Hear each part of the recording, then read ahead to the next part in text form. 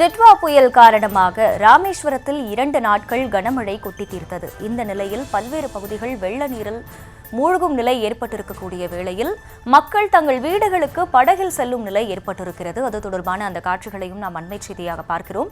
தொடர்ந்து அப்பகுதி மக்கள் அளித்த பேட்டியை பார்க்கலாம். கனமழை பெஞ்சதுல இருந்து ஒரு 3 நாளா வீட்டில் தண்ணி கிடக்கு. எல்லா ஏரியா ஃபுல்லாக தண்ணி தான். நாங்கள் படகுல தான் கரையை போகிறது, ஸ்கூலுக்கு சின்ன பிள்ளையில விடுறது, கடைக்கு போகிறது எல்லாமே இந்த படகுல தான் வந்துகிட்டு இருக்கோம்.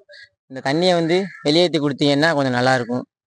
மக்கள் தண்ணி கிடக்கு இங்க இங்க ஏரியா ஃபுல்லா அந்த ராஜா நகர், ராஜீவ்காந்தி நகர், ஐயந்தோப்புங்கிற ஒரு 3 ஏரியா ஃபுல்லாவே தண்ணி தாங்க. வீடுகள் ஃபுல்லா தண்ணி தாங்க.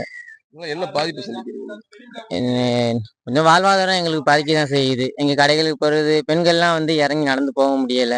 அதனால படகுல தான் போற மாதிரி இருக்குது. கூடுதல் விவரங்களை எமது செய்தியாளர் பூபேஷ் வழங்க கேட்கலாம். பூபேஷ், வணக்கம். அப்பகுதி மக்கள் அளித்த பேட்டியையும் பார்த்தோம். தொடர்ந்து அங்கே இந்த நீரை வடிவதற்கான முன்னெச்சரிக்கை ஏற்பாடுகளோ அல்லது மீட்பு பணிகளோ எதுவும் நடைபெறவில்லையா? அவர்கள் அத்தியாவசிய தேவைகளுக்கான ஏற்பாடுகளும் எதுவும் செய்து தரப்படவில்லையா? அது பற்றிய விவரங்கள் என்ன?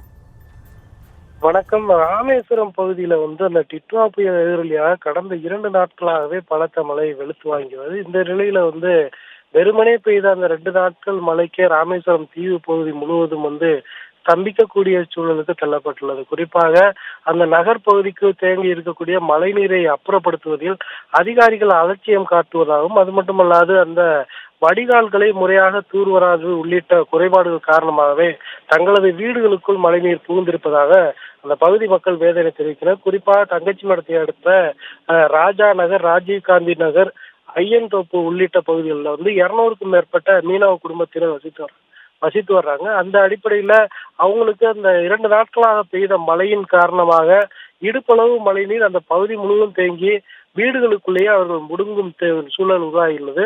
குறிப்பாக தங்களுடைய அத்தியாவசிய பொருட்களை வாங்குவதற்காக பால் மற்றும் மருந்து உள்ளிட்ட வாங்குவது வெளியில் செல்ல முடியாத சூழல் இருப்பதால் அந்த மீனவ கிராமத்தினர் படகு மூலம் சென்று தங்களுக்கு தேவையான பொருட்களை வாங்கி மீண்டும் படகுகள் வழியாகவே வீட்டிற்கு வரக்கூடிய அவல நிலை இருக்கிறது. அதிகாரிகள் யாரும் தங்களை பார்வையிட என்றும் உடனடியாக அந்த பகுதியை பார்வையிட்டு அவர்களுக்கு தேவையானவற்றை செய்து தருவதோடு இனியும் இது போன்று நடக்காத வண்ணம் உரிய நிரந்தர தீர்வை எடுக்க வேண்டும் என அந்த பகுதி மக்கள் கோரிக்கை விடுத்துள்ளனர்.